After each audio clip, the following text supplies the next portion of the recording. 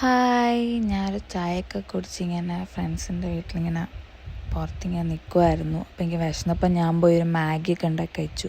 അവരോട് ചോദിച്ചപ്പോൾ അവർക്ക് വേണ്ടെന്ന് പറഞ്ഞു. അവരവിടെ ക്ലീനിങ് ഒക്കെ ആയിരുന്നു. അപ്പം ഞാൻ അതൊക്കെ നോക്കിയിരുന്നു, കുറച്ചൊക്കെ ഹെൽപ്പ് ചെയ്തിട്ട് ഞാൻ എൻ്റെ റൂമിലേക്ക് പോയി.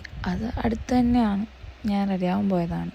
എന്തിടും എന്നൊക്കെ ആലോചിച്ച് ഡ്രസ്സൊക്കെ എടുത്ത് വെച്ച് കുളിച്ച് വന്ന് പ്രാർത്ഥിച്ച് വിളക്കൊക്കെ കൊളുത്തി പ്രാർത്ഥിച്ച് റെഡിയാവാമെന്നോർത്ത് മുടിയൊക്കെ ഒന്ന് ഡ്രൈ ചെയ്യുമായിരുന്നു. പുറത്ത് സാധനങ്ങളൊക്കെ വാങ്ങാനായിട്ട് പോകണം.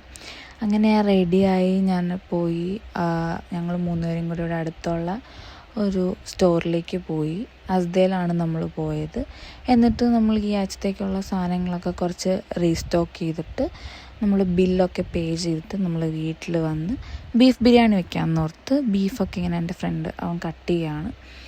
അവൻ കട്ട് ചെയ്ത് തന്ന് ഞാൻ ബീഫ് ബിരിയാണിക്കുള്ള മസാലയൊക്കെ സെറ്റ് ചെയ്ത് കാഷ്യൂം റേസിൻസും ഒക്കെ ഫ്രൈ ചെയ്ത് വെച്ച് ദം ചെയ്തു, ബിരിയാണി ഉണ്ടാക്കി.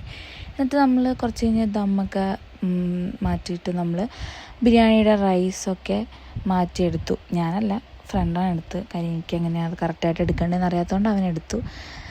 ഞാൻ ഉണ്ടാക്കിയോണ്ട് അറിയില്ല, നല്ല മണവും നല്ല ടേസ്റ്റ് ഉണ്ടായിരുന്നു.